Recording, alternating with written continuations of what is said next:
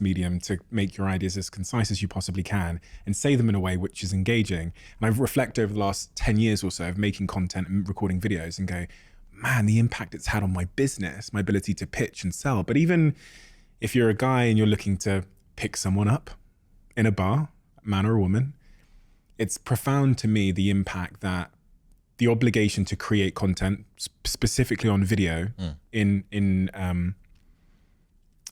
speaking form, has had on all facets of my life. And I just don't feel like there's enough of a charge to both introspect, but then the obligation to create. I think it's life-changing. There's a interesting quote from Ludwig Wittgenstein, and he says, "The limits of my language mean the limits of my world." So you could see a richer vocabulary means a richer life. If you take the fact that you have ideas in your head, they're these sort of wishy-washy, ephemeral notion. It's like a smell, right? An idea is kind of like a smell. It's just an amorphous blob of a thing. And you go, oh, yeah, I feel like this. I feel like this is an idea.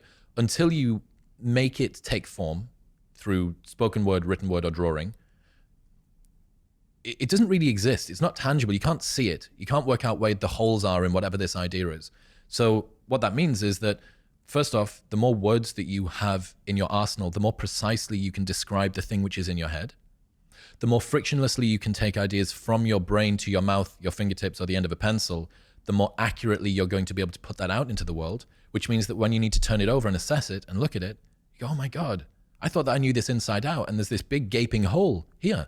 I need to work out what's going on, which is why a loneliness epidemic, the massive falling rates of friendlessness in the world aren't particularly good, because not only is it bad for the community and for social cohesion, but it's bad for the individual's personal growth as well. If you want to fully learn something, you want to spend time synthesizing your ideas. And you can really only ever do that for somebody else. Again, you can write the journal to you, for you, but it's never going to be as disciplined or as consistent as if you're writing it for an audience, even if the audience is only 5 people or only your friends. And you spoke to something which is, because you were outside of the social circle when you were young, you were able to, I guess, vicariously see the impact that small things had, which made you kind of socially attuned. Talking then about the loneliness epidemic. Is it an epidemic? How bad is it? Is it something that you believe society should be paying more attention to? I sat here with Simon Sinek the other day, and he disclosed to me that he was going through a real struggle with loneliness at the moment. And it was somewhat surprising. It was somewhat surprising because, again, in a very naive way, Simon Sinek is someone of great success. He's got a career most people would die for. He's a man of, that's greatly admired. He goes on stages and thousands of people roar his name. But then on a personal level, he's lonely. And one of the things he said to me was, there's a real difference between being alone and being lonely. Can you see the distinction between the two? Yeah, I mean, solitude is something that many of us enjoy. I know that me and you both enjoy it, right? Loneliness isn't. I used to write, I've got in a journal that I used to keep in my phone, a couple of different entries from my mid-20s, and it just put, I think I'm lonely. Yeah, because I couldn't work out what was going on. I had a sense that there was maybe something that was a little bit wrong.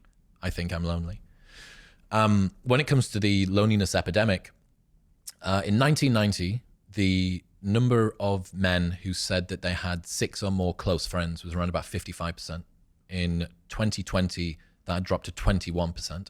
It's less than halved, right? 21% of men say that they have less than 6 close friends.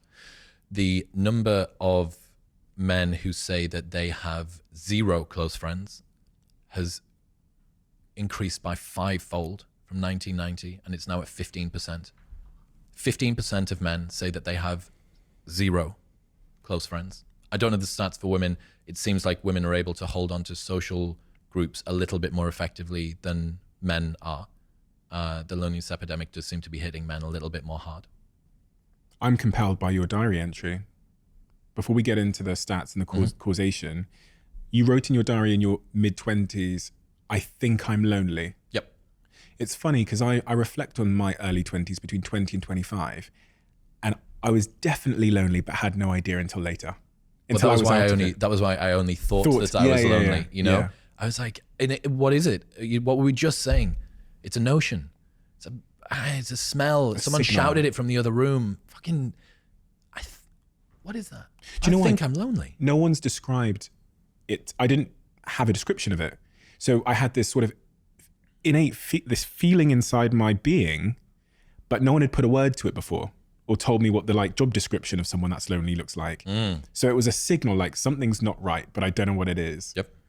And I only learned when I was not lonely, when I felt a real sense of connection, what I was missing. Oh shit, that's not what life's supposed to be like. So tell me about what had caused that, what factors had come together to put you in a situation where you were lonely?